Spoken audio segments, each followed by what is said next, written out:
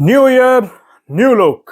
हाँ जी, new year पे new look करवाने लगे। हेयर कट चाहिए था मुझे नया, सो मैंने वीडियो देखी, मुझे ये हेयर कट पसंद आया। आने वाली जो सी एवेंजर्स मूवी है उसमें अंदर थॉर का जो रोल करने वाले क्रिस हेम्सवर्थ है, उन्होंने ये वाला हेयर कट अपना करवाया है। अभी रिसेंटली उनका एक क्लिप भी रिलीज हुआ।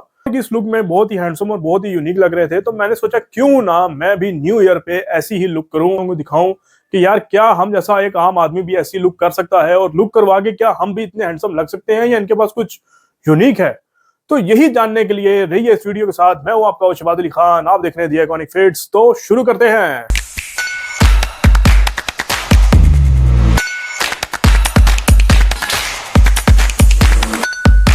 पहली लुक मैं करने लगा हूं अचीव। सबसे पहले तो हम करवाएंगे अपनी कटिंग, और उसके बाद पहनेंगे यही वाला आउटफिट, और फिर जाएंगे एक इवेंट पे, और फिर आपको बताएंगे कि क्या हम वाकई ही ऐसे लग रहे हैं या नहीं। तो शुरू करते हैं।